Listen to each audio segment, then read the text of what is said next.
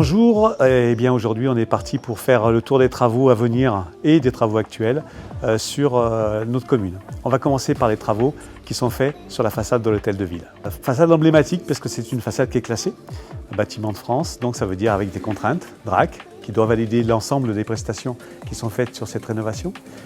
Simple rénovation, ça veut dire quoi? Ça veut dire que c'est un nettoyage doux, pas du tout un lavage au Karcher, c'est quelque chose qui n'est pas du tout agressif. On préserve la qualité de la pierre et donc on la nettoie. Et ensuite on passe un léger badigeonnage pour permettre de retrouver les couleurs à peu près uniformes sur l'ensemble de la façade. Ensuite il y a un peu de soubassement qui va être repris, ça veut dire qu'on va à la partie la plus basse qui est la plus exposée. Là on va faire des remplacements de pierre carrément à certains endroits.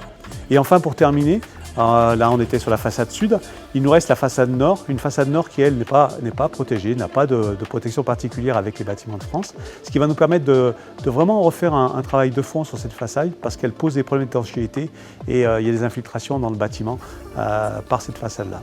Et bien aussi, évidemment, ce qui vous importe, c'est la durée des travaux, donc c'est prévu de mi-avril à fin juin.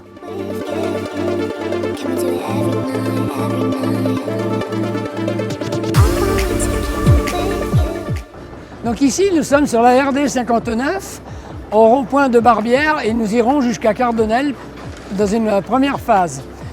Donc là, nous traitons les problèmes des eaux potables, les réseaux sont défectueux. Donc ici, la chaussée sera rétrécie à 5,50 avec une piste cyclable de 3 mètres et un espace vert pour intégrer les eaux pluviales. Donc tout ça, c'est fait pour ralentir les véhicules. C'est dans le prolongement de Becquerel et qui ira jusqu'à la dernière phase qui ira jusqu'au cimetière. Et la durée des travaux sera à peu près d'1 an, jusqu'en mars 2027. Alors nous sommes devant l'emplacement du futur parc paysager de Saint-Paul-Trois-Châteaux. Donc vous voyez, ce parc est en construction parce qu'on a d'abord démoli l'espace 2003.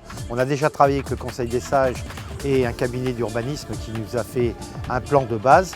Maintenant, on va lancer une grande concertation entre les riverains, les associations utilisateurs de ce site pour voir comment on aménage à partir du projet qui a déjà été réalisé.